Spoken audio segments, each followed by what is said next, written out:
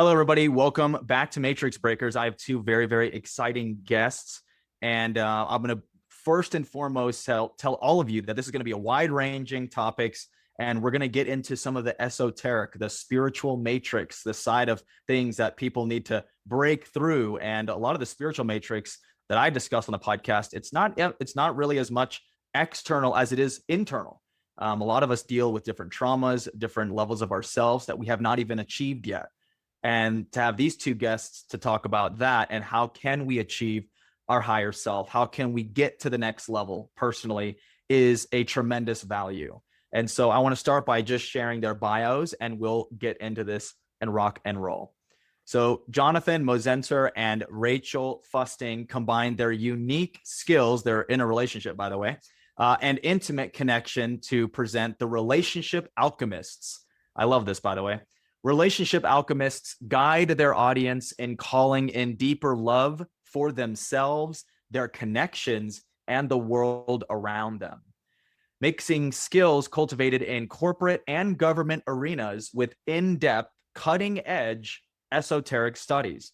Relationship Alchemists is a self-awareness experience to be remembered. Jonathan Mozenter is a dynamic, energetic speaker, coach, and consultant on the topics of individual and group transformation. He has the gift of integrating knowledge from many domains in a coherent and succinct manner. Oh boy, do I love that. In addition to working 25 years in the field of change management, Jonathan also has extensive experience and studied with masters in numerous esoteric areas, including, but not limited to, I'm sure, epi-energetics, Tibetan Buddhism, shadow work, Western esoteric spirituality, chi energy cultivation, integral theory, I'd love to learn about that, dream yoga, lucid dreaming, embodiment, and conscious language. Jonathan's classes focus on how to combine healing modalities and techniques to enable participants to be one with their heart and soul. And I learned that at his birthday celebration where I met him, which we'll get into here in a minute. Rachael Fusting is a space-time priestess. I love that. Blending flow arts and divination to ground people in the here and now. Rachael's years of spreading self-awareness models culminated in a multi-year stint with the Cincinnati Circus Company, where she got her workshop to start teaching tarot to future fortune tellers. With her love of learning and a degree in advertising orienting her in the meta lens, Rachael is creating the Mystic Arts Oracle deck, covering a wide range of modalities aimed at deeper presence, including dream work, shadow work, authentic movement, tarot, mirror work, which I'd like to learn about, yoga, past life regression, palmistry, and much more. So welcome to the podcast, you guys. Thanks for having us. We're excited to be here, Dylan. Absolutely. Yeah. So you get into a little bit of Rachael. We'll start with you. Ladies first. A little bit of your background and some of your previous work that you've done. It's clearly your bio is rich, and I think that a lot of people listening want to learn more about you. Yeah. The Cincinnati Circus was a huge learning experience for the divination and flow arts. It really gave me a chance to practice with like 30 to 70 people a night. Just how can we get to the core of what's going on with your narrative, what's going on with your story? And I think with a lot of the spiritual work, we're looking at the bigger picture and broader themes of people's lives. And so having that opportunity to learn how to drop into that space quickly with people was a huge up-leveling in my connection to a talent I've been nurturing for myself since I was a preteen. Tarot is very archetypal. It outlines the hero's journey. It's a language. It can say almost anything. So it's a really beautiful skill to use to speak to someone about themselves, even when you know very little about them, because it's the core of the human experience itself. And yeah, flow arts is essentially dancing with props. So while divination is like, ooh, let me tell you your future, or let me help you integrate your past, Flow arts is spatial, and it really grounds you in where the core of your weight distribution is, and also the outer edge of what you can remain connected to as an extension of yourself. And so between those two axes, you can really ground someone in the here and now and give them the amount of presence they need to actually meet these spiritual breakthroughs. And I think that's where Jonathan and I's skills really started overlapping. Is we both wanted to create transformation for people, and we both had a lot of skills that could contribute to that. And, presence is a foundational component of what makes that available for people. Jonathan, do you want to share more about how you? Well, before you do that, I was going to say that presence, when you said foundation, it's so important. It's like when we are connected with the here and now, that there's so many, there's a lot of like Buddhist quotes as well that just connect us in a meditation of now, the power of now. We have a lot of books about now, and I just want to just like really pour it on there, because when you're truly present, there's no past trauma that you should address, and there's no future worrying that you should have. And it's just, you just enjoy that moment, and there could be so much clarity brought upon that. So I thought that was very key from the work, like you said, that it's a foundational piece. And then Jonathan, share some of what your insights are on that. Yeah, speaking of that, I kind of started my path. I was really unfocused and really not in the now, and a lot of worry. And I started this Tibetan meditation that radically changed my life.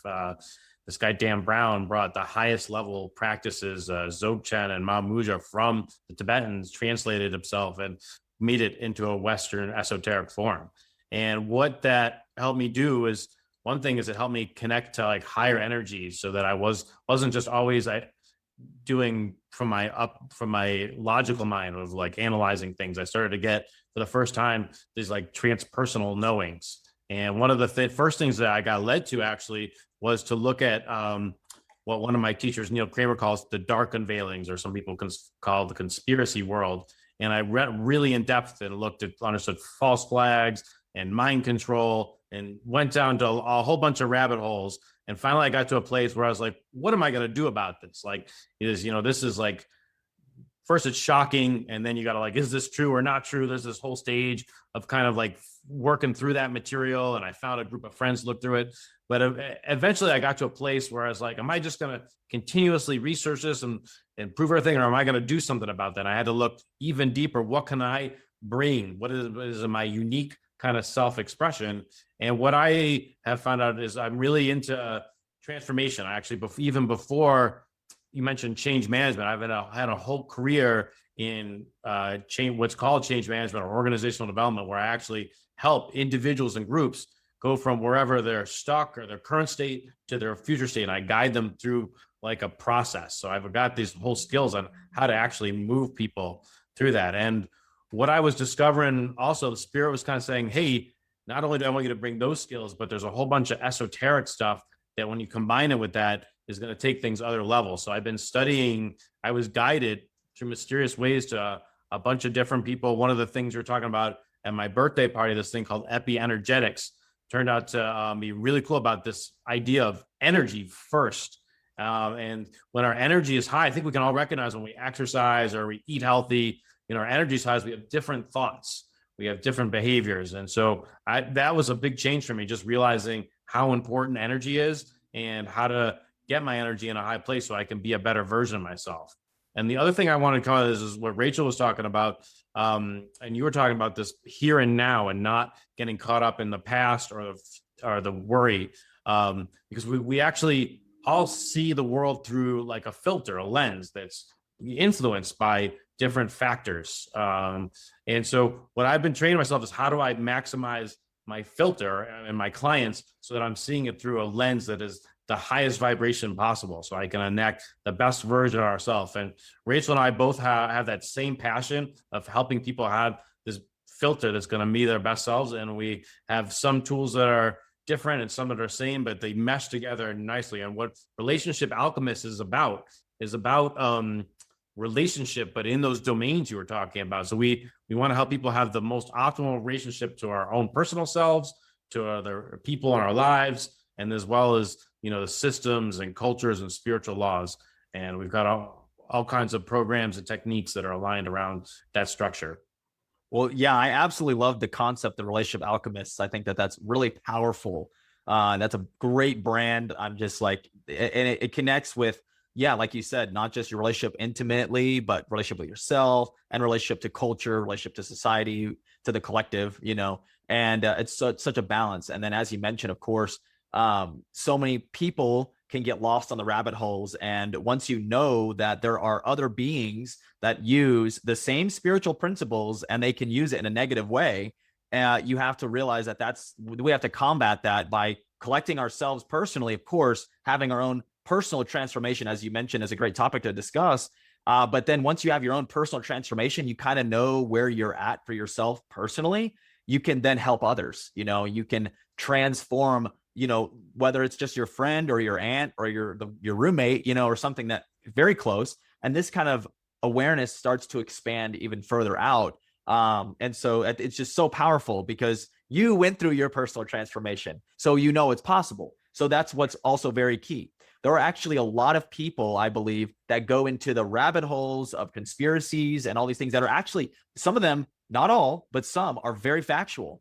But they go into it, but themselves, they aren't even personally transformed. They're not even an optimist. They're more pessimist. So they can get locked into this like hopelessness. So it's very dangerous. That's why the red pill isn't for everybody.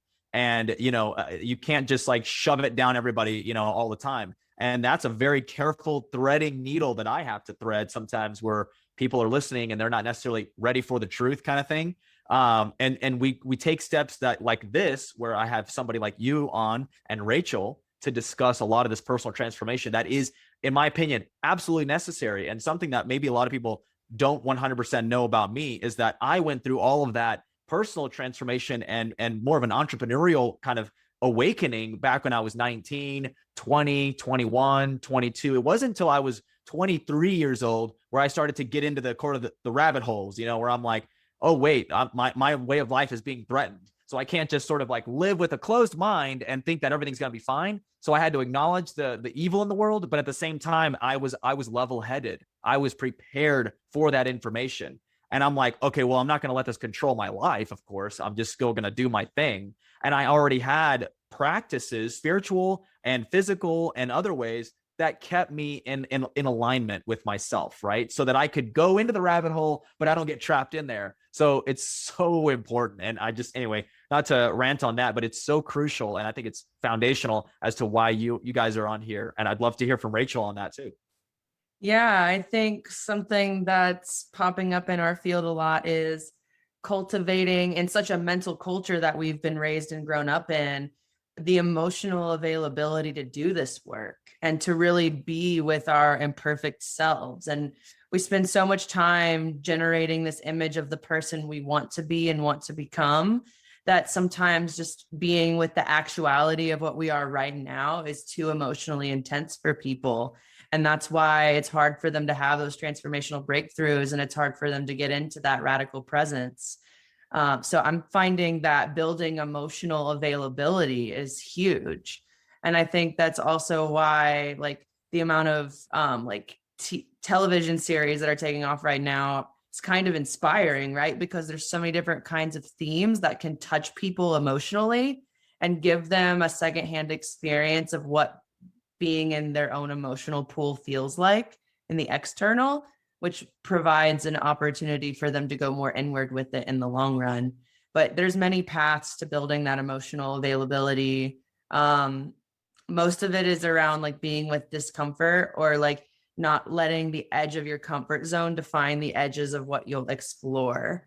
Because I mean, many people have said this, but greatness is on the other side of your comfort zone. And the things that you're just casually putting outside of range for you because they're uncomfortable or they inspire some sort of fear are the limits of what your egoic brain is willing to explore. And so you've already put yourself in a box and limited what you can tap into. And so much of the work we do is also possibility generation, like allowing people to see how many other options they've never even contemplated are in the table, which is why we're such a jack of all trades modality collectors. Because it's in knowing everything that could be possible that you remain open-minded and flexible enough to pull in the thread that can actually serve you in a moment instead of falling into the habits of what has always come before.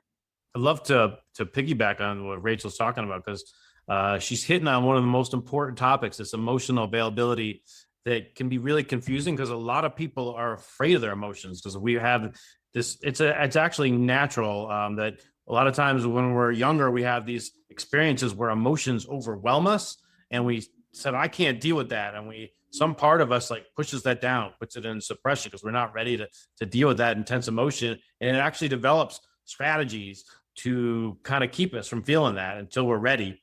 And it will even like hint it's still there because it'll project things out, or like we'll get kind of like if you some people aren't even aware of it, but there's actually something in our observer that's like saying, hey, pushing us like, hey, don't do that, because they don't want us to experience that thing that we couldn't experience a long time ago. So one thing is to first understand why emotional availability is so important. Look, I was somebody who was always like really intellectual and very analytical, but I've actually gotten a lot of my greatest wisdoms has come from feeling that more, to my surprise. And because those feelings they're like God's children. I got that download like when I was feeling something doing ayahuasca, and because they hold like deep wisdom in them. And so the one thing that really helped me to even go in this direction is to understand that as we kind of like these trapped emotions actually hold wisdom, and they're also, because we're not feeling them, there's some part of us that's taking energy up to suppress them, and that's energy that we can't be using to be a higher version of ourselves. So once we start feeling these intense emotions, not only do we get huge wisdom bombs, we free up energy just to be a better version of ourselves. It's just easier to get up and be more lively. And getting more energy there's a lot of methods to it, but I mean, some of the basic ones I started with were just having an exercise practice, like first thing in the morning, or eating right, or like showers. Like I knew I had to meditate because my mind was super busy, but my baseline energy was not having meditation. I just like too much frustration, wasn't do it. But if I learned to have some practices beforehand to get my energy up to getting the meditation, then that would work. And I want to cue in, because meditation can mean a lot of different things, but I want to explain how it relates to emotional availability, because this is a key thing that Rachel just really hammered. I'm so happy she brought that up this early. When you do the meditation, you learn certain techniques to distance yourself from your emotions and sensations and pain body. So instead of you like being them directly, and that's like all you can experience is that pain, you actually realize that you're this observer of them, and these are just parts of you.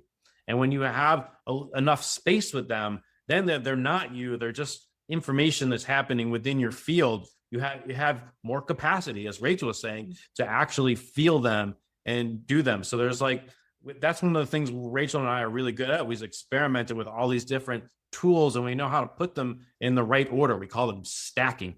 Well, how do you stack these power tools so you have the biggest amplitude possible? Because we want people to leverage from our wisdom of years of experimenting and spirit guiding both of us to different things, so we can give people super powerful experiences and empower them. We're the kind of coaches, consultants, teachers where we're not aiming to be like a guru. We want to actually empower people so they have their own connection to higher energies, and so that they're guided themselves. That's definitely our goal. Well, it sounds like, I like what you said about distancing yourself and you realizing that your emotions, I forgot the word you used, but you're observing them, right? Yeah. You're observing them. They're a part of your experience, but they don't need to consume you, because there are so many people, like probably me and Jonathan, like we can easily distance ourselves from emotion and be like, oh, okay, logical, mind can kind of take over. But a lot of people are extremely emotional, where they are not only just connecting to their own emotions, but they're empaths. So they're kind of absorbing other energy. And I think of emotional space and emotional distancing in that sense is also kind of like, how often are we dealing with our own stuff, and then you walk out of your room, or you walk and there's just some other emotional thing that there's no space. So now you have to deal with someone else's ordeal. which can cause people to get really solitude. And solitude can be really good for your own healing.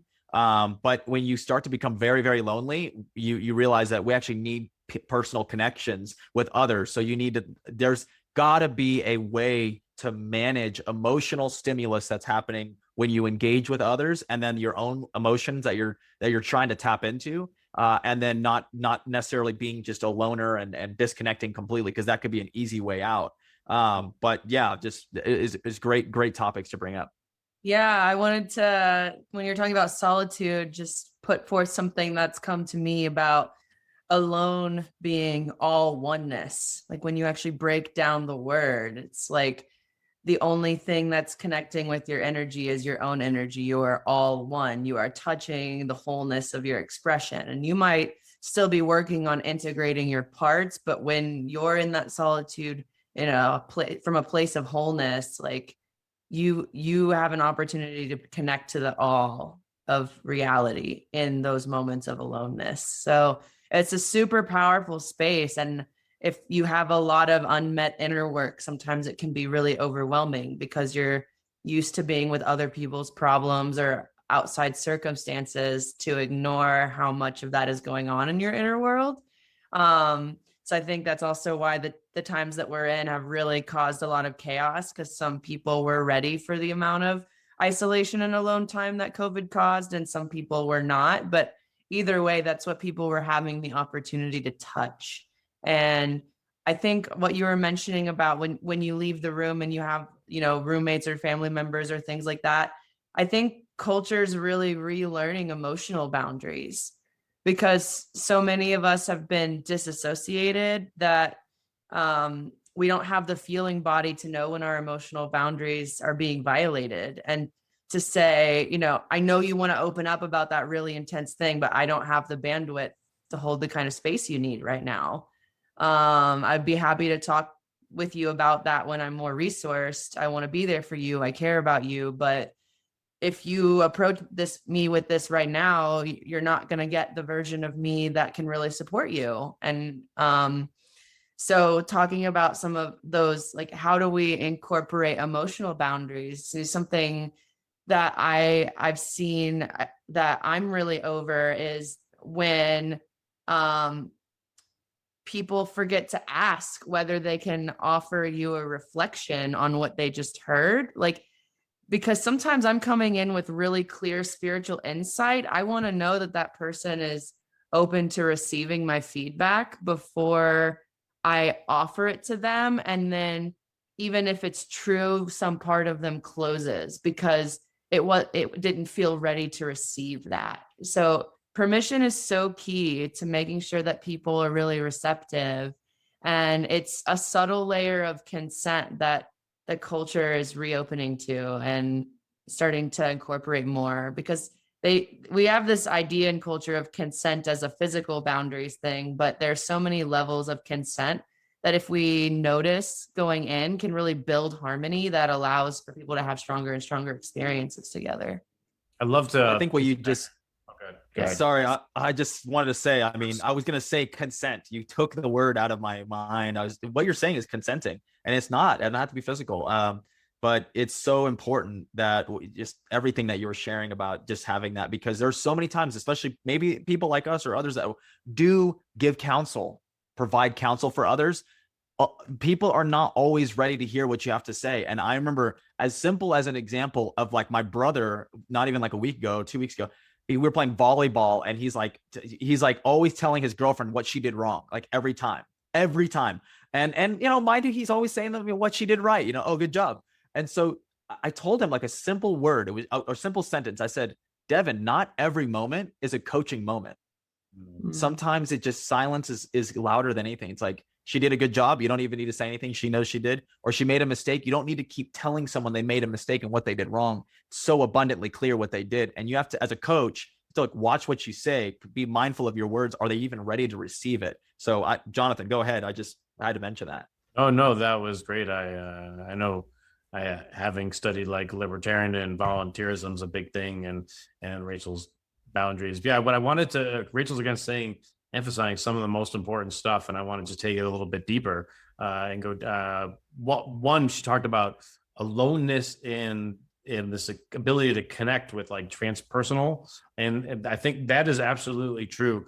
A lot of the times, that's the first for a lot of people is this first way of like quieting the mind, and they're can use this space to kind of let in some knowings or get really kind of clear on things as the things kind of settle, and that is great. And this is I said this before, but I want to emphasize because this is one of the most important things that Relationship Alchemist is about connecting to these higher energies. So there are a lot of methods to do that. So one thing, for example, Rachel and I are really into these kind of archetypes, these tools. So one of them, like for example, the human design actually is based on astrology, and it tells each person how they can in touch with their intuitive knowing, because different types have different ones. So we're really knowledgeable about that and helping people use that tool. We also how to study.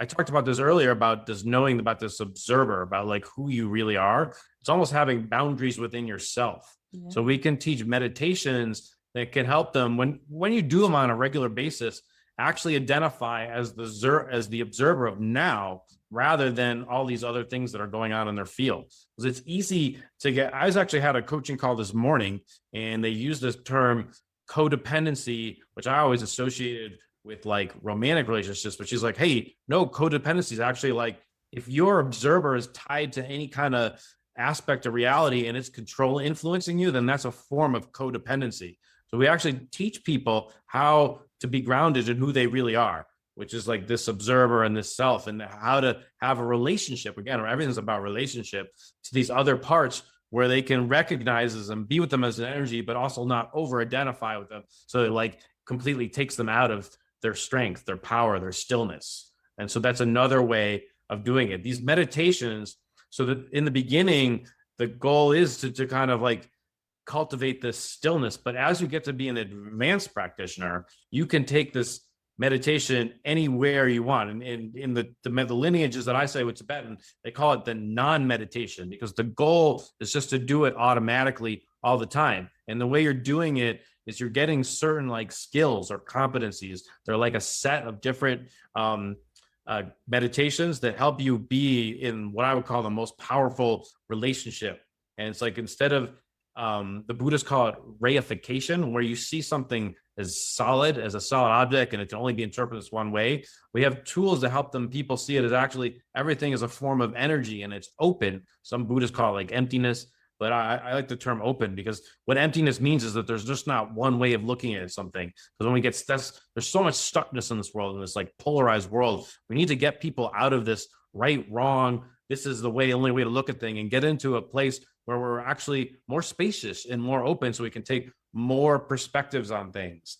And Rachel was saying is like, then we're also teaching people how to like own our own thoughts and feelings, our own perspectives, and not like pushing them onto other people. One of the cool things about being with Rachel, we're both so passionate about this transformational stuff, so we can practice in our own language and kind of perfect things, and we can help other clients do the same thing, or even other couples. It's really powerful. You can to have community, whether it's a couple or to have a bunch of other people who are into the spiritual development. And by spiritual, I just mean like being better versions of ourselves, more aligned with truth, and more creating a higher vibrational, like humanity. My goal is humanity at its greatest expression, where we're living freely, compassionately, abundantly.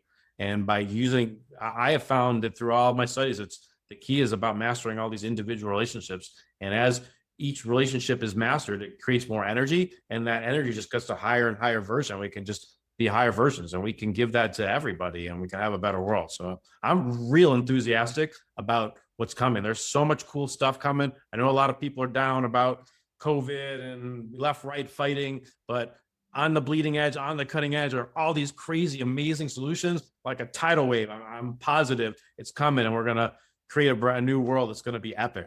I'm so enthusiastic. Well, it's great because we already know that every individual has the ability to do what you said, to connect with this, to broaden the perspectives, right? And that's why I just, like, I don't know why for me in like freshman year of high school, I made this weird decision, this discernment came over me, and I'm like, I want to be the master of perspective. and not have an opinion on anything. Kind of, I don't know why I just thought that when I was in high school. And it actually helped me in life, because I started to really try to be like, everyone's got their own way of looking at it. No matter how emotionally involved I may feel in something, I'm also like, well, the other person thinks this and this, that, and you got to really bring that about. And so I don't know. It just, I think it's very helpful, even in different judicious circumstances where you're dealing with problems with between friends or at coworkers or things like that. I know you said a lot there. I just wanted to kind of take that little piece of perspective out, and then, but to transcend all of this, it's like, we have that ability to do that. It's beautiful. I think that some of your practices, which I'd love for like some recommendations on the practices. I know you've been talking about meditations and different forms of meditation. But if Rachel wants to add anything to that, and then we can get into some other practices that you might include that help people get better in that way. Yeah, just one final thought on all this perspective chat that we were contemplating the other day. How do we help culture transcend right wrong mentality? Because there's this comparative language in almost everything we talk about that assumes like there's a best way and a worst way to almost everything we do. And the answer that we came to is that appreciating learning from diversity is the antidote to right wrong mentality. So exactly what you're talking about, having a desire to know all the perspectives because you understand that that breadth is valuable to the human experience. And so that even when something isn't like you still appreciate it, and you don't put a value judgment on it because it's different. You innately value it because it's filling in a data point you don't have without relating to other beings.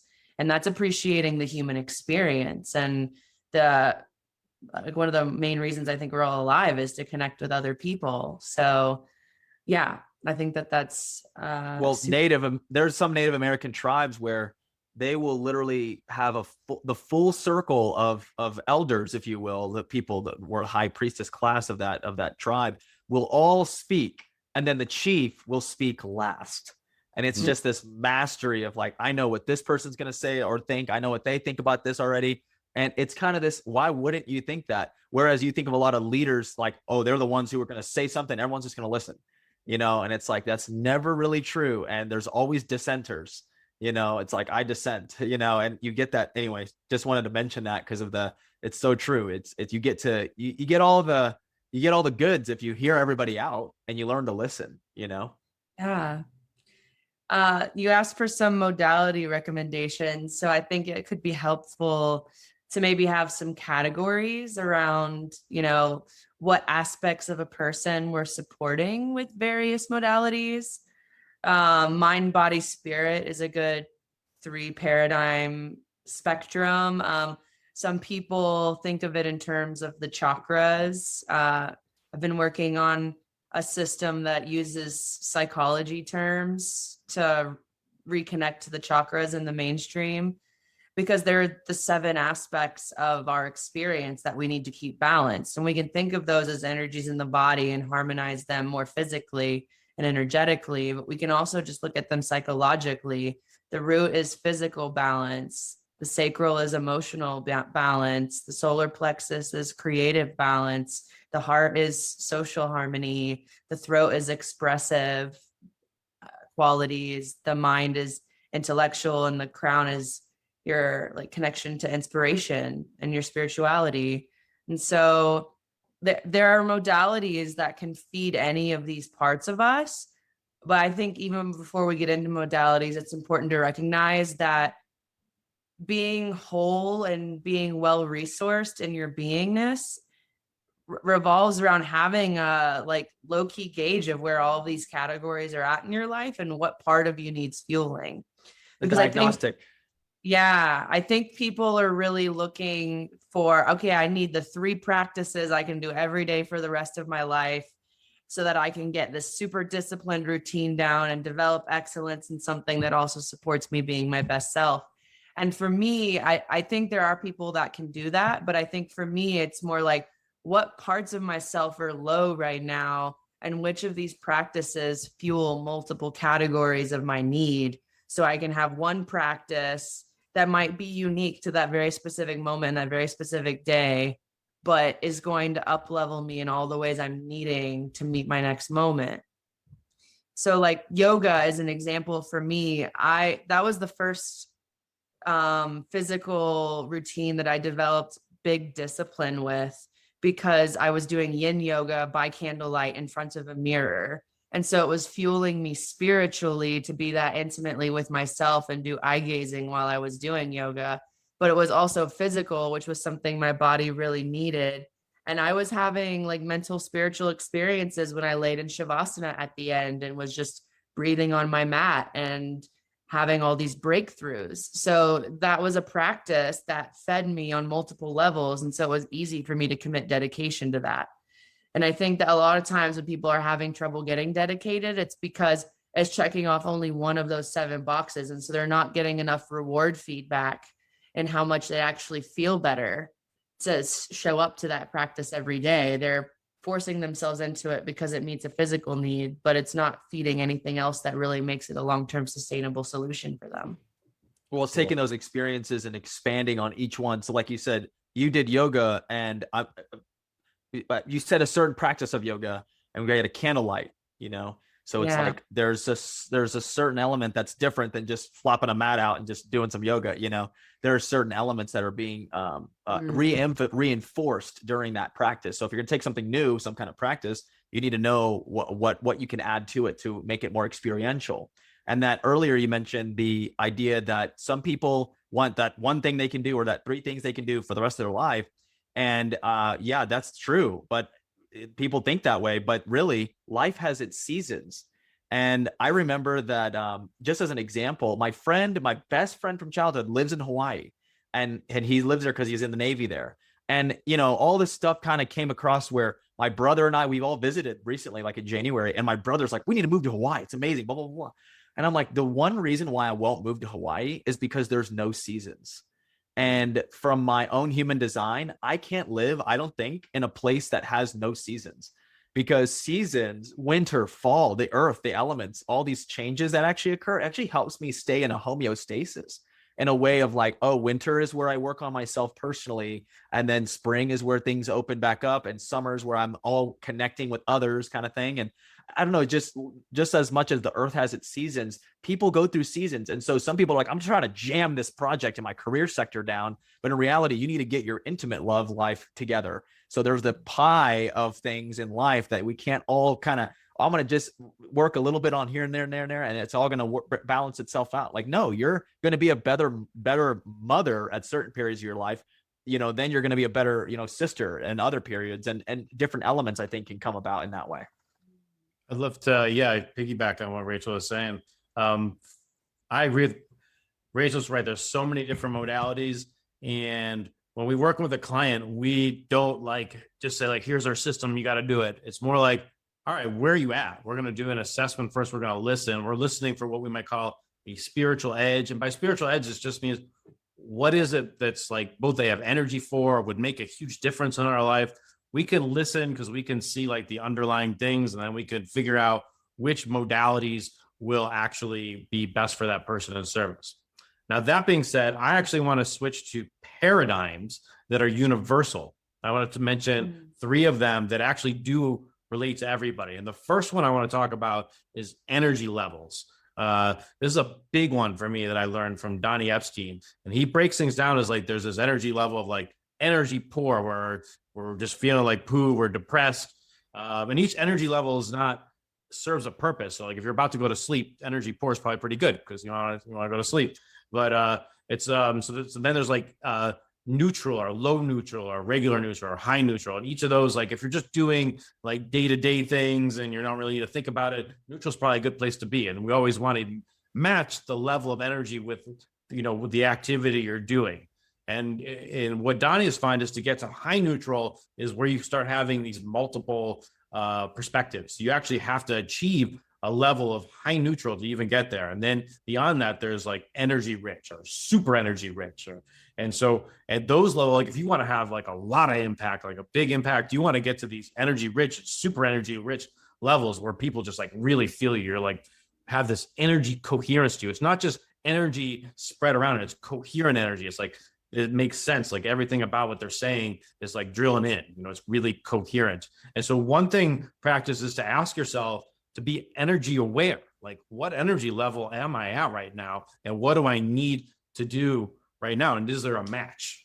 If I'm having energy poor or low neutral, then my thoughts probably aren't in the greatest place. It's not a time to get into like a deep conversation to resolve something frivolous. More like, well, maybe I need to figure out how to get my energy up, whether it's an energy practice or just eat something physical. There's lots of ways to get your energy up. But that model is super important. So I would recommend everybody start thinking about life in terms of energy. What energy level am I at? It's just, and then saying, is this the energy level that I need? So the second concept I really wanted to talk about was something you mentioned you had an interest about, which was, you call it, some people call it integral or integral. I don't even know what the right pronunciation is, but it's about this integral theory. This guy, Ken Wilber, what he did is he went meta. He went way above meta, and he looked at East, West, spirituality, physical sciences, and he found these meta patterns to life that take crazy complexity and make it simple. And there's a lot of different models, but I'm going to talk to you about the main one, or one of the main ones, called the quadrants, and why it's super important for everything we're talking about, particularly for compassion. And so in this, and so if you're listening here, this is a multiple perspective thing. Get yourself in a high neutral place, because this is the kind of energy that's needed to take in a concept like this. So in this, it takes this real simple diet, like a 2x2. So it's like 4 quadrants, and you've got the vertical axis, which is splitting between internal and external. So real basic. And then on this horizontal axis is singular and plural. And what it's saying is that he divided up all into life into these 4 quadrants. So you come over here, the upper left, which is internal singular, which is about what's going on in our consciousness. And it's saying like our values, our states, anything, our shadow work, anything that's like about our development or what's kind of going on in our mind's eye is rest in this. And this is, so then you go, if you go over here and you go external singular, it's talking about our physical body and our behavior. So we've got these individual kind of mapped out in these different places. And then when you go to the lower quadrants, we're talking about more society level. So it's plural. So when you go internal in a society, it's culture. This is what culture is. And culture is a term I think is often misunderstood, but as a change management, really culture just means like norms or agreements. And sometimes they're spoken, sometimes they're not spoken, because society is made up of a bunch of agreements, and culture is not good or bad. Like, you can have like a mainstream culture, you can have a culture within a small group, a family gets together, a couple has a culture, it's culture within culture, because it's just agreements between those, whatever that group is. And then you have external plural, which gets into systems. So it's like anything from like a government system or a plumbing system, or it could be like astrologies and the stars. So anything that's systematic. So what's important about it is a lot of people have this tendency of like focusing in on one quadrant or one area, and they're analyzing everything through life through that. So it's a reminder that every moment, what Ken calls the quadrants tetra enact, which means that it's actually all the forces coming together, and it really creates compassion. This is when you really want to understand someone, or like, why are they saying this, or why is this thing is, it's because their set of quadrants, the information in it is different than what you got. And so when you start to awaken to that everybody's different because their contexts are different, their information is different, you can stop, instead of saying like they're wrong, you get into like, whoa, I wonder what's going on. What is it about your values, or tell me about your context that helps me come to your opinion. And we can move away from like kind of polarizing right, wrong conversations to something called dialogue, where we're getting with curiosity. It's like, whoa, you got a different, like Rachel mentioned diversity. So diversity is beautiful. It teaches about different things, but these tools of dialogues and understanding that everyone is a result of their context helps us like get into a deeper conversation to resolve these things. And then one more paradigm I really wanted to talk about that's central to everyone is revolving around this hero's journey and the ego. And what I discovered, and I think I saw in your profile that you've taken like the landmark class.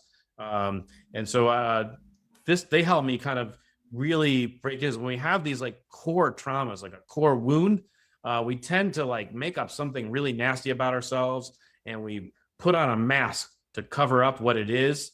And that actually mask like picks our energy like in a certain way. And so we actually, one thing it does is it puts our energy in such a narrow way that we actually develop like a superpower in that area, because our energy is so focused in it. We're defending against something, but it also has these like negative consequences, because we're putting so much energy in it that it's like obfuscating our ability to be something higher. Honestly, these defense mechanisms, their goal is to keep you at neutral so you don't go to these energy poor states.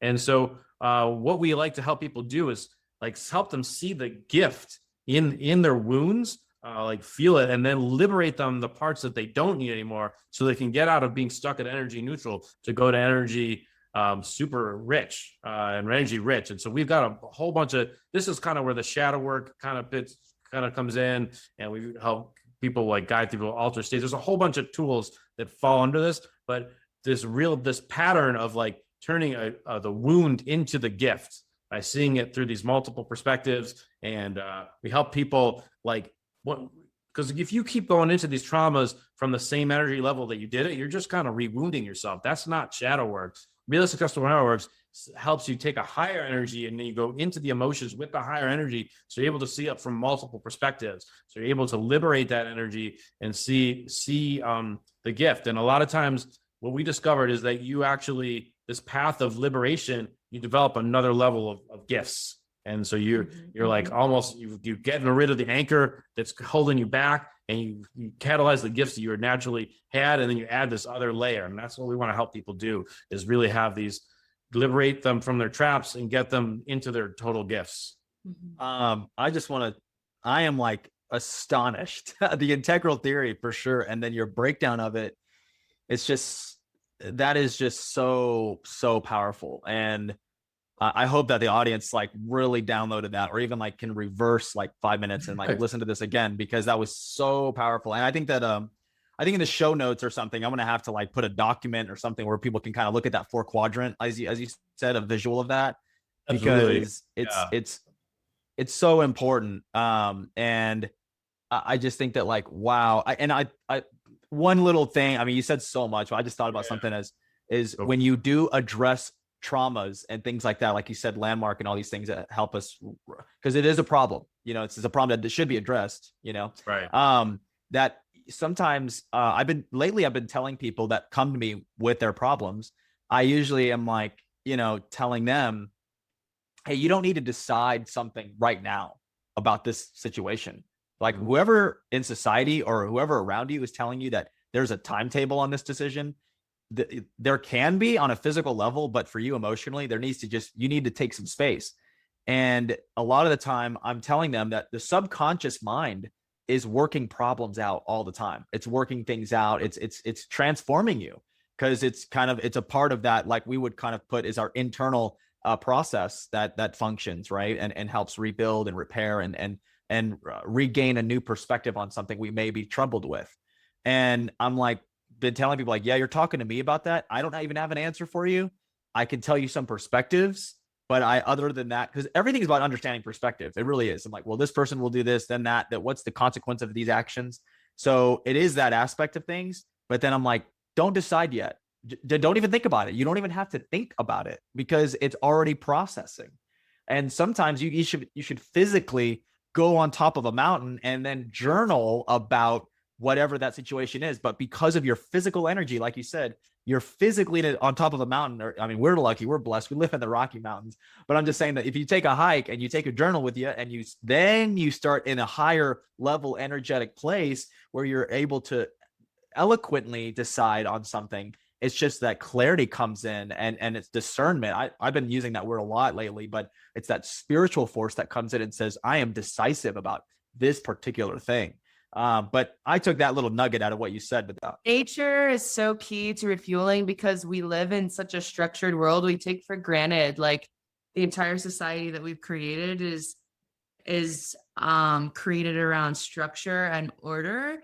And so going into the organic reality that is the woods or the naturescapes, it connects us to a different part of our human experience. It opens something up and it puts us in the negative ion field that actually like alleviates depression. Like there are scientific reasons why nature as a regular habit is an important place to visit. And having higher spiritual insights there is totally common. I'm an elementalist in general, so I like to look at what elements are at play in a given scene and what those are doing for the available energy of a moment. So when I do fire spinning, I am activating large amounts of transformational energy. But when I go into nature and I get in a pool of water, then I'm in an amplified and adaptive energy that allows me to like be with whatever new insights or new adaptations need to come through for me. Going into higher elevations where you're really with the air element also does a lot, like the winds of change, or just putting you more in the mental space with the wind.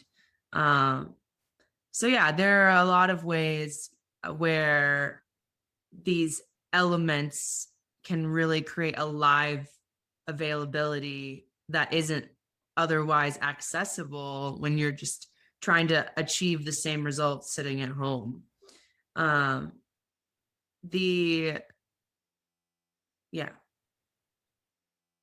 Elements are cool. Yeah, a couple things I wanted to piggyback on.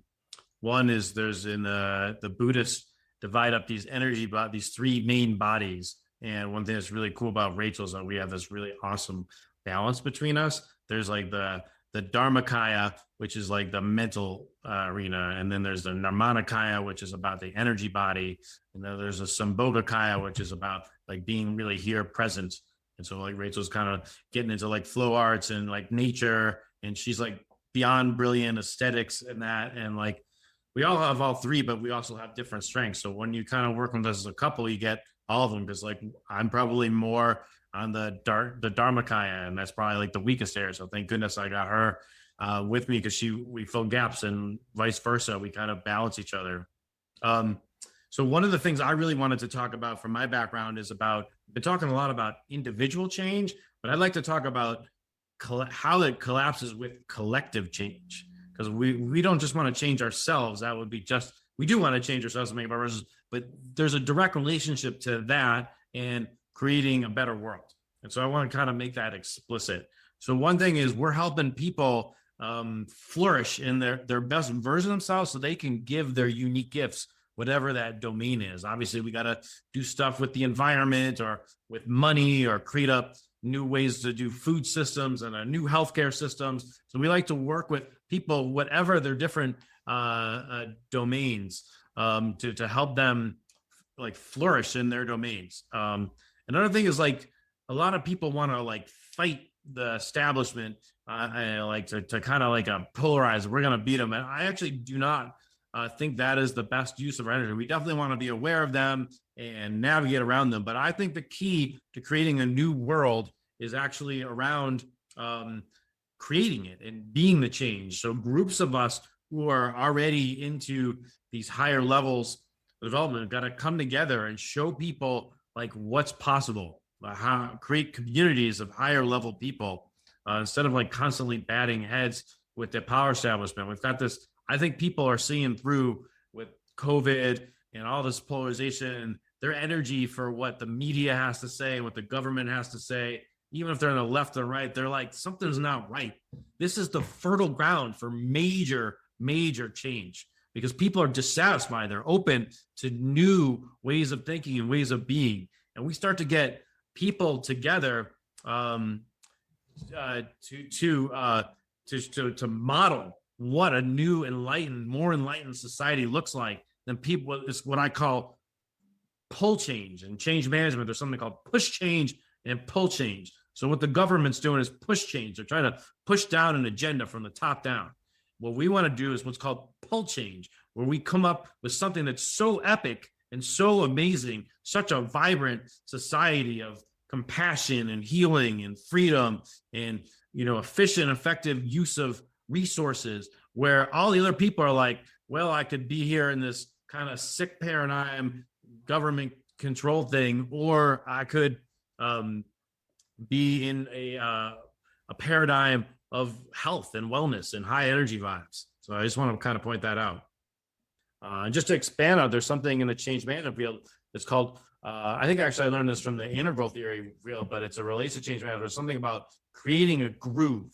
So first, like the pioneers come and there's no path. So they got to like combine with other people and create this groove in the road and refine it. And so the groove is deep enough that, the more and more mainstream people can kind of get into this groove and kind of change with us. There's a really powerful idea of like, people like are always like, well, what's the path forward? Well, we need to get to the root of these problems and then really get these best practices out there. And I really think it's about getting like star players, people who are already on the edge. And if anyone's listening to this and to your show and knows about the current state, and I love that your emphasis on breakers, like there's a solution orientedness to your show that I love. And that's the people that Rachel and I want to work with. They're ready to get out of this victim mindset and be like, let's do something about it. Let's get together and be intelligent about it and bring our gifts. And so what we're kind of saying is like, or I'm suggesting here is that we kind of individually get our gifts up, but also come together collectively and work together and create and model what the new earth needs to look like. And then people will see like, well, do I want to be wearing masks all day and doing this Western thing and these big brother things, or do I want to hook on with these people who seem to have figured out some new codes of reality that's making a better world? And we pull people into the better world, and eventually it just tips. That's kind of how I see it playing out, because I don't see how we're going to fight people who have unlimited money at their game. We're going to create a new game and attract people to it. I think that the culture quadrant is where we can win, is we can just create a more vibrant people. And because people are so dissatisfied with the status quo, all this polarity, the sickness and how much it costs and all the injustice, they're ready for something new to just blow up. And I find that exciting to be part of. And I'm definitely looking to work with other people who are able to do that. And that leads into something else that Rachel and I are really passionate about. I'd love to hear Rachel's comments on this. But once we got to get these people in their highest forms, or we start waking them up, they don't have to be in their highest form, but as we're individuals who are doing this individual work, we got to get into this other area, this you area. And we're talking about like relationship codes. And this is one of the things that Rachel and I are really passionate about, is helping people work together and better. And maybe Rich, you could talk about that, agreements, some of the other kind of cool stuff we've been talking about. Yeah, I think just the communication codes are re-downloading for humanity right now. I think in the past, people were really limited by the communication skills of the people in their immediate surroundings. And with the mass popularity of the internet, we're entering an age where higher, more respectful, more harmonizing, more engaging ways of communicating can emerge. And the ways that we relate to each other are going to be forever impacted by that. Consent, like we were talking about earlier, is super key. Knowing how to set boundaries, to stop fearing rejection in the same way that we have in the past, to really rein in our projections and speak in ways that own the personalness of what we are saying. Yeah, so many layers to the kind of communication that's really needed for us to start this new cultural wave and create strong community, because community inevitably, and I think social media is kind of a display of this,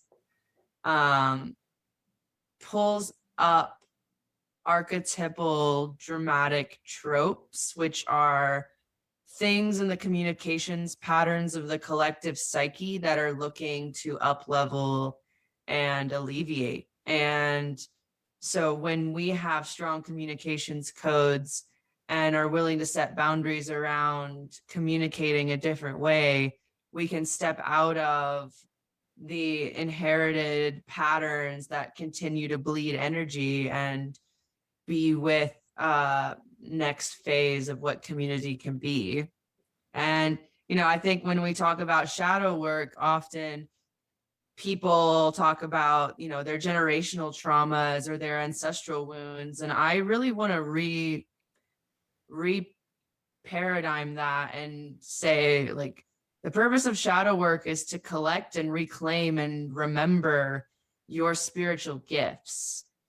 It's not about overcoming the baggage of everything that came before you. It's about stepping into the inheritance of what all of that has to give you now. And we are the transmutation points, or we can become the transmutation points between like the things that our ancestors suffered and the beautiful gifts and creations that suffering was made in order to create and birth into reality.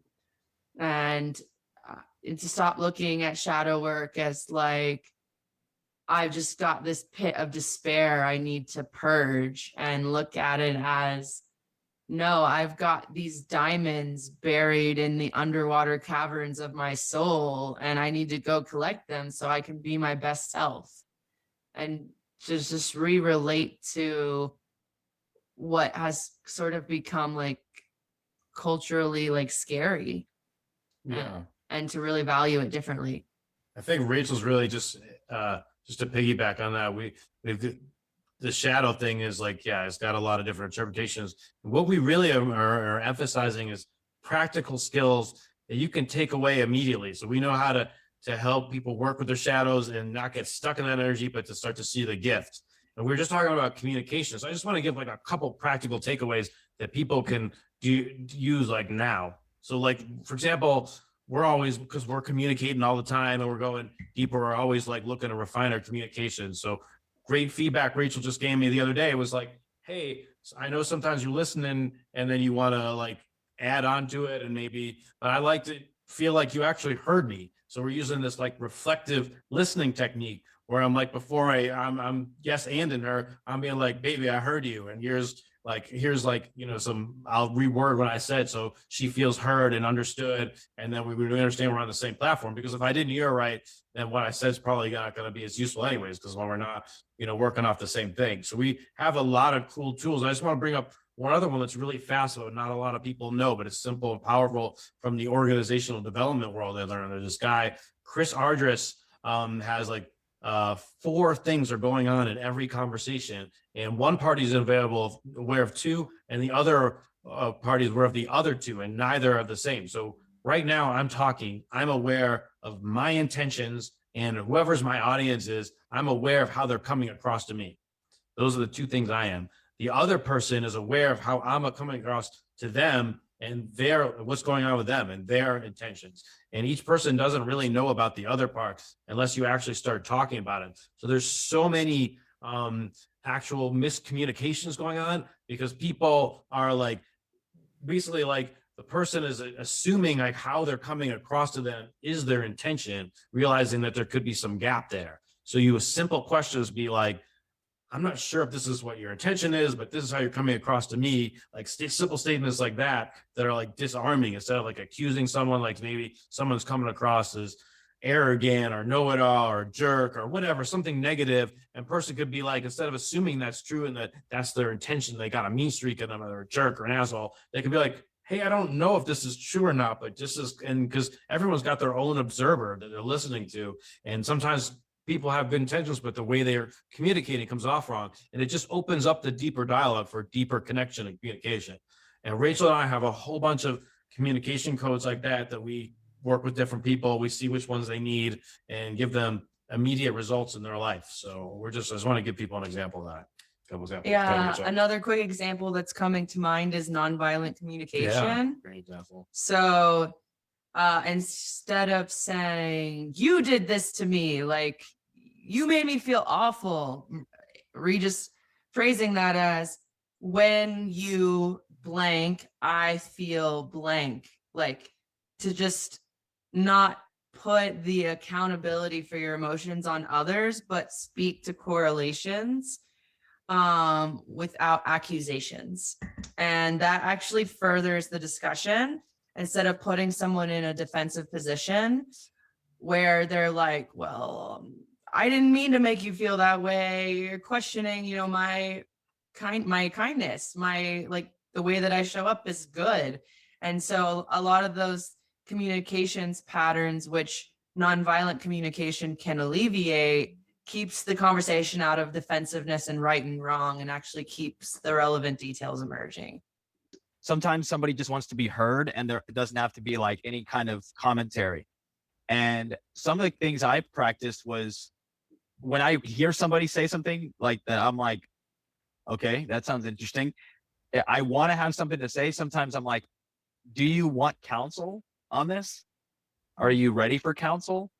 And they might be like, no, I really just wanted to tell you this to let you know, and it's like, okay, well, thank you, and it's a different kind of conversation.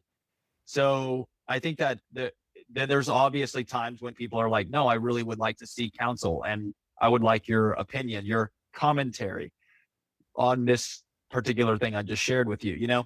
So what you both are doing with each other that's amazing, especially when you have two people who are, again, coaches, who work with people who are constantly giving counsel and giving coaching critiques. And yeah, that's tough, because then both of y'all want to always have a little something to say.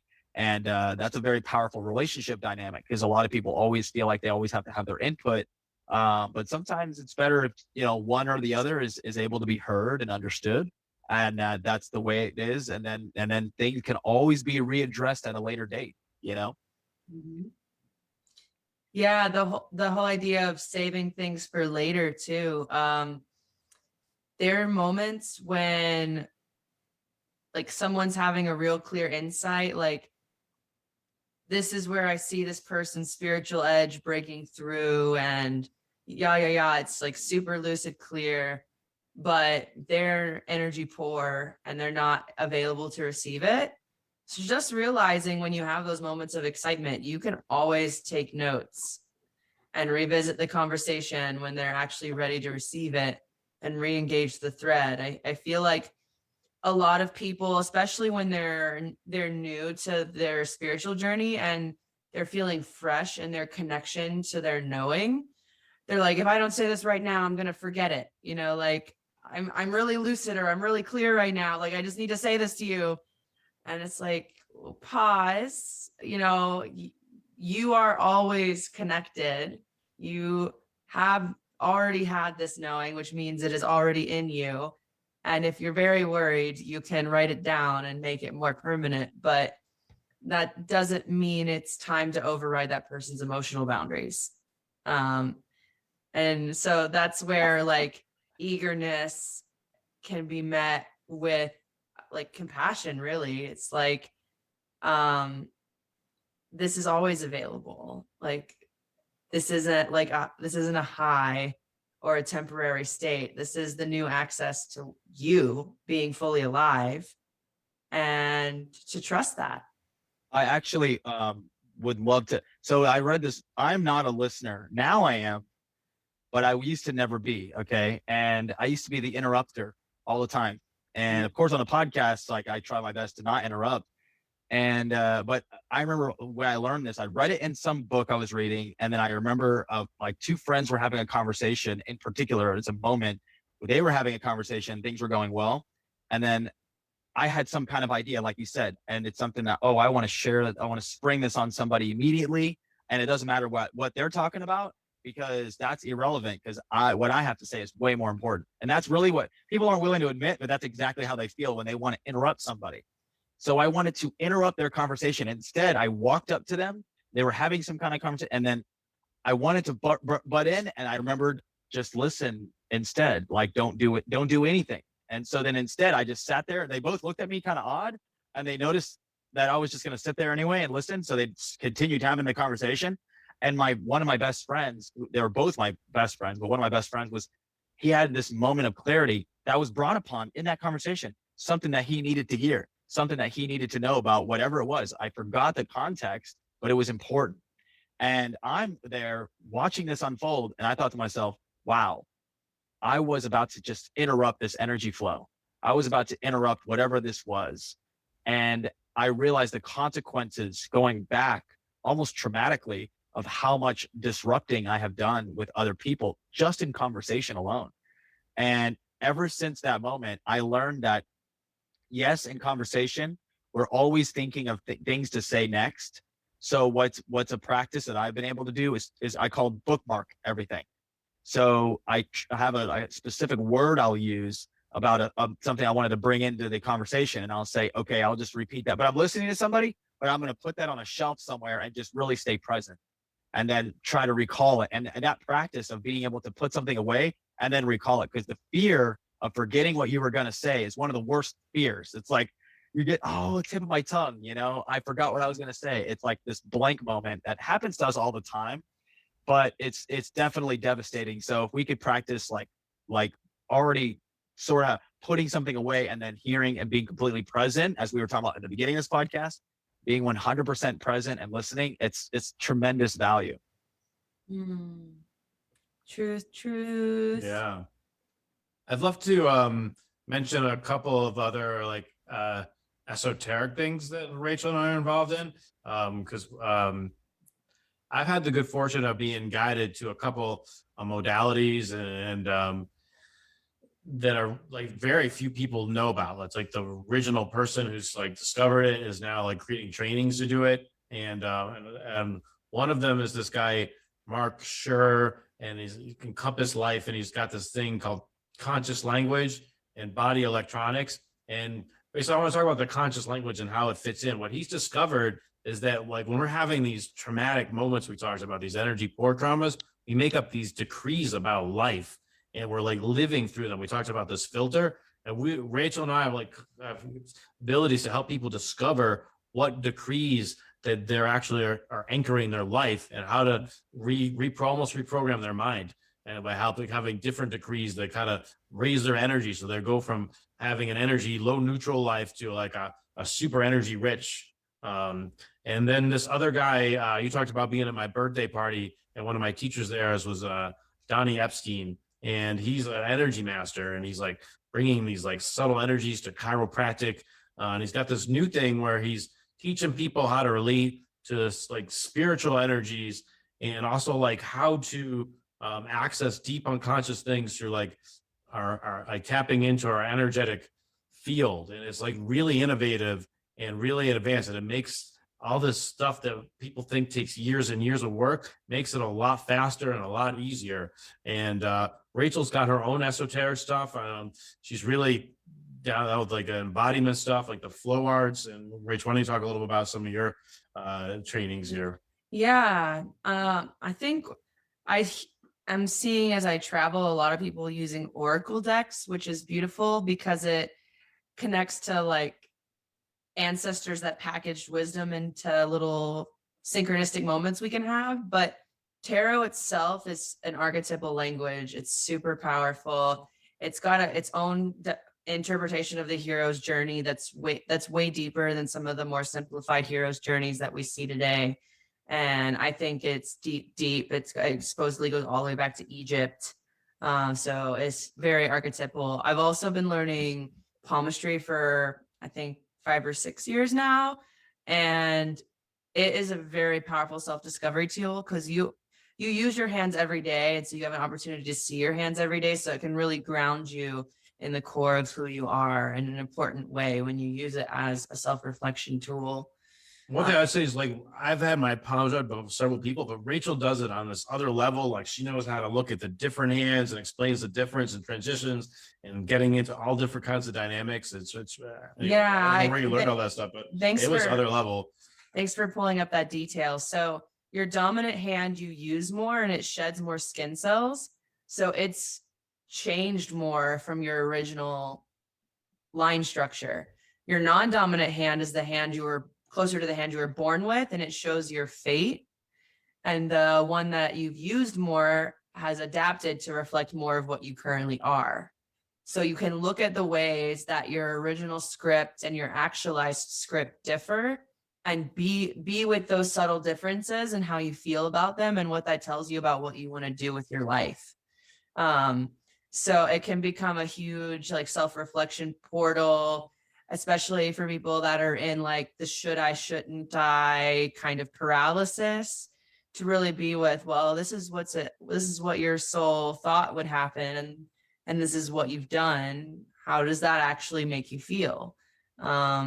So that can get really deep. And there's some lines on the side of the palm that have to do with like our deepest connections, and often it's interpreted as children. Sometimes it's interpreted as lovers. I've kind of reimagined it as like your pattern of heart connection, like how many fully deep connections you can keep running at a time. And that accidentally like gets right to the core of people, and like they'll have very emotional breakthroughs around the ways that they love. And it's just so rewarding to have those kinds of conversations with people. So Unmute. Yeah, no, I've had my palms read. It was so long ago, and it's definitely it's amazing to just know and to think that like so much is on, again, the human design, which is same concept, but the idea that so much can be imprinted on us, and it's energetic, and it's in the womb, and it's amazing. It shows the timelessness of God or the creator, that there's these markings on you, and there's this, of course, astrology, the time you're born. There's all these elements that will influence your life, that if you only knew about them, you could be in more alignment with who you are and what you're doing, what your purpose is, Yeah, I love helping people that are wanting to discover a clearer root in their purpose. That was at least a decade of self-discovery for me, just collecting layer upon layer of tools. And I feel like we've arrived now at a few tools that get people there really quickly. And it's so rewarding to offer people that sense of like inner certainty, or if things get chaotic, like there's a lot that I like and dislike, but this is the core of what I want to keep eternal in my expression. And it really helps with indecision and feeling like there's a through line or a mission for why you're here. There's this really powerful cool tool called an ikigai, which is it's a Japanese tool for your way of being.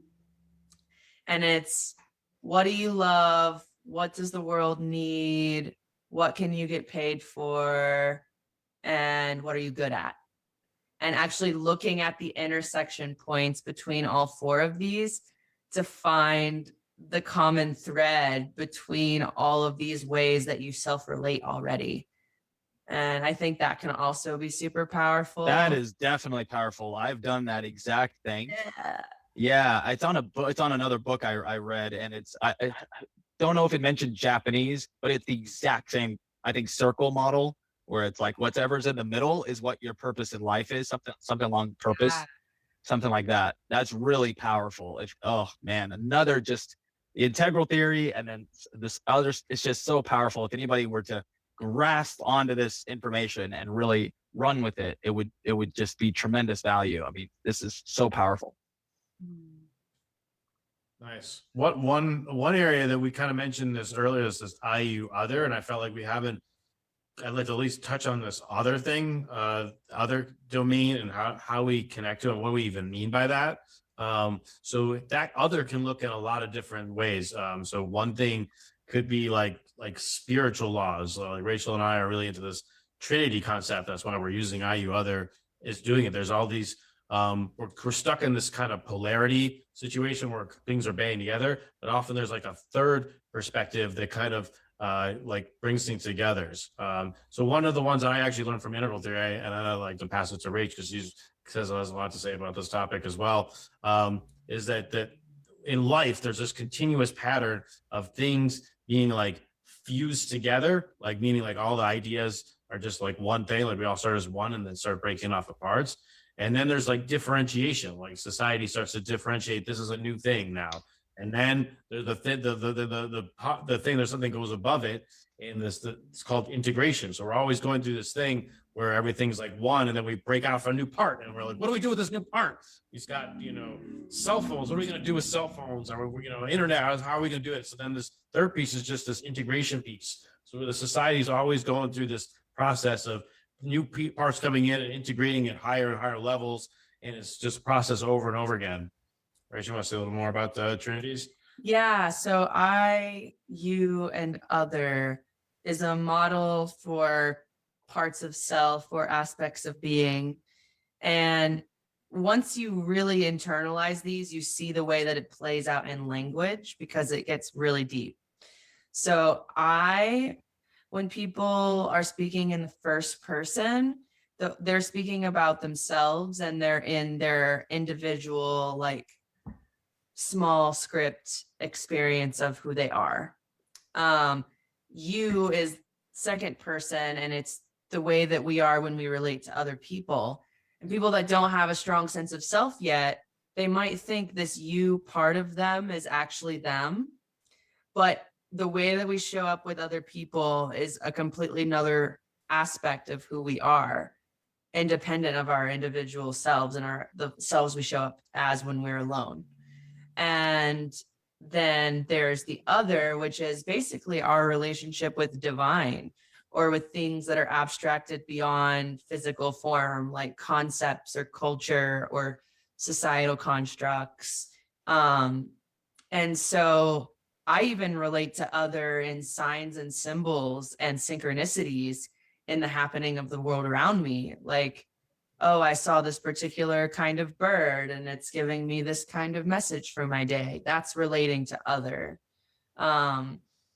So in being with all these parts of ourselves, we can identify which ones we've been leaning on as a strength and which ones are weaker, and start to boost up relating to those lesser identified parts of ourselves so that we can arrive in our wholeness in any interaction that we engage.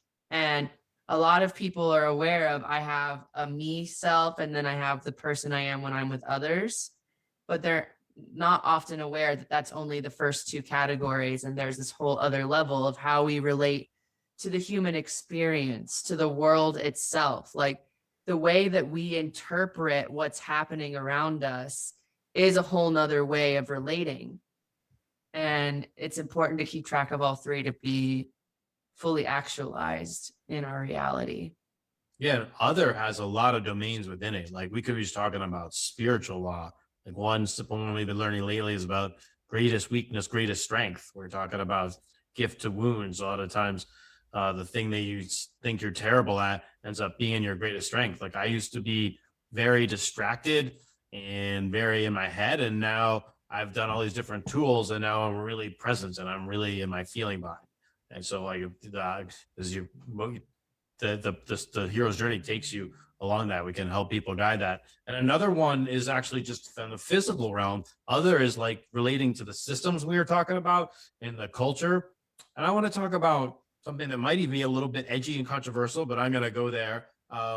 People like have this mindset when we talk about the powerful, the rich and powerful, the elite, the Illuminati, the Rockefellers, the technocrats, whoever you want to define power, right? The left versus right. There's all sorts of ways we can describe it. And people feel like they have this victim mindset. There's these powerful people and they're screwing us over, and that puts us in a real energy downer move, or like we're this victim mindset. And what I've like kind of noticed by studying things and studying history, and integrals really helped me with that, is that a long time ago, we were like killing each other. Like, humanity was like, we were like in cavemen. We were just killing each other. And what happened was some part of humanity was like, like unconsciously, we got to do something about it. And this is when we started creating like kings and queens and like a power structure. So like humanity actually created these powerful groups to help manage us when we really needed it. It's almost like we kind of almost forgot about that. And anyone who's really studied this deeply comes to realize that this mind control and divide and conquer, it's not new. It's old as shit. It's been happening forever. We're just kind of waking up on a higher level, and there's so much awareness now that we can actually transcend it. But I think when people are getting into this relationship of victim, it drops their energy. And what I've come to see, like, from more compassionate, I've used this integral kind of quadrant thing to say, like, hey, these people, I actually know people who grew up in these rich and powerful families. And one of my friends, real close friend of mine, says, like, hey, they still have this old worldview is this is our job. We're supposed to manage humanity by dividing them and doing all these techniques. And they're not going to get out of that. That's just the role that they think they are. And they're playing this role of keeping us stuff to glue with these old methods. But we're ready to create the new methods. We have to actually create the new ways of being, the new systems to go into and move people to. So we're not going to build like a new society by using the old systems. That's not how it works. It's the same. And there's a parallel when you're working with your shadow, because your shadow has like this, like these defense mechanisms, the ways of being that we've been in. But when you liberate it, you actually become with like a whole new operating system. And even Integral talks about it, going from first tier to second tier. And first tier is where everyone thinks there's right or wrong. Everyone's perspective is right, and anyone who doesn't agree with them is wrong. But then the second tier, we've got more compassion. And once we have more compassion and more understanding, we kind of see the bigger picture and the solutions. And so we like help people get into a higher energetic relationship with all aspects, whether it's a spiritual law or it's the culture or the government. And so they can look at it in a way that's very high vibration and liberating, and leads to the best results as far as we can see it. Yeah. And exactly. It's how you have that relationship with the other, right? In this concept, and how you address that relationship. And are you 90% other? Like, are you just plugged in too much? And you're only looking out for whatever's going on in the world. And I have this ebb and flow between all that as well. It's so funny. Thank God I moved to Colorado, because I think being in the nature, close to nature, and it brings me to the presence. Like, you better be really present when you're flying down a mountain on a bike, or else you can't be thinking about something else. So there's this, like, that's a beautiful trifecta, because you can't necessarily overburden yourself on these different areas, and people have to realize that. You're absolutely right. I mean, the system of control has been in place. The matrix has been in place since, I guess, the beginning. I mean, you even have the Bible, the Torah, all these different ancient texts, holy texts, all these different people talking about how the elites and how this all worked, and it's spiritual. It's such an element. There's so many things on top of it. But it's what's really interesting is that the fact that they would even invest so much money and time and energy on mind control and trying to influence the public, it actually shows where the real power lies, and it lies within people. Because the people are the ones who are the victim, if you will, of sort of propaganda. But why would they even bother spending the money and the media? I mean, why bother doing it is because the secret is that we, the people, on a large collective basis, we are actually all the power that we need. That doesn't mean we all agree, and that we're always in disagreement with those in power. It just basically means that we, the people, are the ones in control of how the world really goes because of our collective consciousness. And there's so much revolved around consciousness as well, by the way. It's just, you can influence people. And so the same modes that you would call that the elites use to manipulate us on a grand scale, you can use in reverse to awaken and open up and actually influence people in a positive way. And there are great and wonderful leaders in the world that are everywhere that are in doing that exact thing. And that's what you two are doing, especially. I would hope that that's what I'm doing in my own way. So it's empowering to know that we're in a situation like that. Yeah, I love your focus on solutions. The Matrix Breakers is great. We feel very alignment with you, and like, let's not just dwell on this victim stuff. Let's do something about it. Yeah. Because then if you don't know about it, somebody will be like, "Oh, well, you just don't know everything." Yeah. And it's like, actually, I probably know a lot more about it than you may know, but I'm not choosing to adopt it as a system in my life. I am just an observer, like you said about your emotions. I'm an observer that I acknowledge the importance and significance of it, But at the same time, I'm going to lead my life in a different direction. So it's just beautiful, bro. I love it. I think that I would love to kind of close this out with some of the programs you guys are doing. So if y'all want any way to contact you, both of you, individually or, collectively, however that's going to work. I know there's some things projects you're working on together, and there's some things y'all do separately. You're coaching and different things. So I would love for you to share a little bit about that. We've got like a website we're about to kind of put up about relationshipalchemist.com, and emails. So you can reach me at Jonathan at Relationship Alchemist, or Rachel at Racial Alchemist, or support at Relational Alchemist if you just have like a general question. And we're doing different kinds of offerings where there's individual coaching is involved. We also work with people with a combination of like some coaching, but also like some deeper work where we might spend like a day with them and really kind of go deep in things. Rachel, talk about some other stuff. Yeah, we've also got a retreat in the mix with a fellow light worker named Milena, and anyone who puts their email into our website will get notified when there's deeper details about that. And yeah.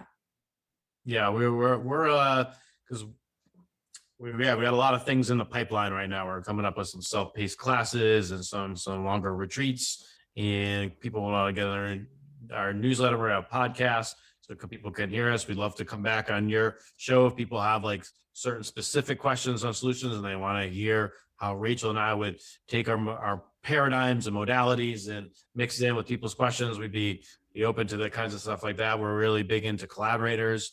One thing is also we're going to be hosting people. We like to bring a lot of different people are into solutions and healing together, and have a lot of conversations about how we can leverage our skills together. What I call like stacking. How can we because different people have different pieces. Rachel and I just have a certain piece. Dylan's got a piece. All of you in the audience, you all have a piece of this. We're all a piece. And so we're definitely a organization. Rachel and I are really into structure and organization, and we like to bring people together and help make matches in a very coherent way, and also bring different groups, both as Rachel and I are both bridge people, or we like to dabble. We have this like real experimental curiosity. What's this about? What's this about? And we like to go deep, and then we like to bring those groups together. So we're going to be offering things to bring different worldviews together. So that's a little bit about what we have now and what's coming in the future. So anyways, thanks for having me. An amazing conversation. Yeah, absolutely. Well, I was going to say, definitely have to come back on the podcast for sure, so that we can, connect more dots. I know that there's going to be a lot of questions. And then of course we had this a bit of a mix up there, but we balanced it all out, which is really great. But definitely come back on the podcast. And it sounds like y'all have got a lot of things behind the scenes going on, and we're just excited to connect. And then of course, future things we're going to work on together. I'm definitely open to that as well. And then other people are probably going to want to get involved on all these different programs, so I'm excited. Well, if your audience don't know, Dylan has like the badass house of roommates, and I've worked with several of them, healers. Tribe. Yeah, the Thrive Tribe. Well, you got cool astrology, these cool massage people. Yeah, all kinds of healing modalities like bars. It's like so much cool stuff's coming in your with your community, and we love Rachel. I love going over there and connecting with you guys. Yeah. We are very, very blessed over here for sure. And awesome. Well, I'll go ahead and close this out. And Rachel, if you have any closing words, I know Jonathan got his say. The only closing thoughts I have left would be much love and gratitude to everyone who has listened all the way to the end of this podcast. Thank you for being into personal growth and transformation and world change. Both on an individual and collective level. We're so glad that we have fellow purveyors of the way that are feeling the collective resonance and vibration and calling in this new reality together. Thank you. Thank you. Wow. Beautiful way to close it out. Thank you so much, guys. Take care. Thanks. All right, guys. Peace.